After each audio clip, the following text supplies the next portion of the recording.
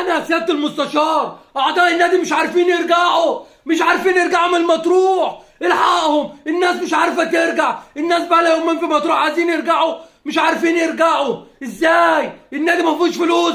مش عارفين نرجع الناس من مطروح. طب ازاي يا ضاضة؟ ازاي ده الاهلي بيودي جمهوره المغرب، بيودي جمهوره المغرب وبيرجع، حتى اعضاء النادي مش عارف ترجعهم؟ يا راجل حرام عليك، شوف لنا حل. الناس بتصرخ، الناس معاها اطفال، الناس عايزه ترجع بيوتها وتقول النادي ما فيهوش فلوس. طب نعمل ايه؟ طب الناس دي راحت ازاي؟ شوف لنا حل. الاهلي بيودي جمهوره في كل مكان، احنا مش اقل من الاهلي، هو الاهلي احسن مننا في كل حاجه؟ الاهلي احسن مننا في كل حاجه. طب نعمل ايه؟ احنا اتفضحنا، احنا اتفضحنا يا جماعه. نادي الزمالك كل يوم بفضيحه، كل يوم في جديد. الناس ازاي سافرت مطروح؟ طب الناس مش عارفه ترجع، طب الناس بقى لها يومين ما كانتش عارفه تاكل، الناس كمان ما كانتش لاقيه تاكل، الاكل اللي كانت راح لها ما راح لهاش. طب نعمل ايه؟ طب نعمل، احنا كل يوم لينا حكايه مع النادي، حتى الاعضاء، حتى الناس اللي بتدفع فلوس في النادي مش لاقيه اتوبيسات تجيبها من مرسى مطروح، والاهلي بيصفر جمهور المغرب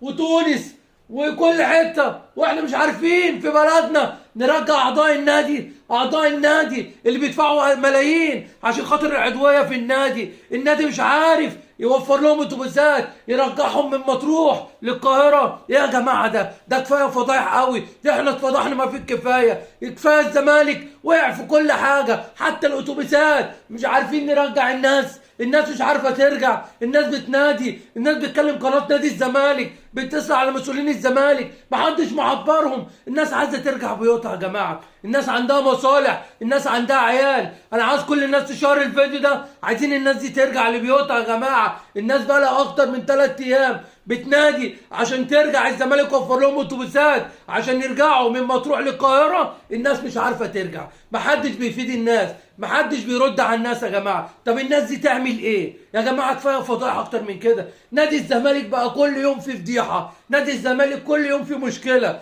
وفينك يا عم ضاضة؟ اتصرف يا عم ضاضة، ابعت اتوبيسات، ابعت القطر اللي انت بعته اسوان، ابعته مطروح. عايزين الناس دي ترجع بيوتها عشان خاطر مصالحها وعشان خاطر اهلها ما يقلقوش عليهم يا جماعه. كفايه قناه الزمالك عايشه في البطيخ، قناه الزمالك ما بتتكلمش عن الناس، قناه الزمالك ما بتتكلمش على الاعضاء اللي بيصرفوا على النادي خلاص يا جماعه. النادي كل يوم في كارثه، كل يوم في كارثه في نادي الزمالك. احنا عايزين حل، وعايزين الناس دي ترجع لبيوتها يا جماعه عشان خاطر ربنا. اتفرج يا عم ضاضة، اتفرج يا عم ضاضة، كل يوم في فضيحه في النادي وانت نايم ننا. اهم حاجه الكرسي، اهم حاجه تمسك في الكرسي، انت خليك مع الكرسي يا عم.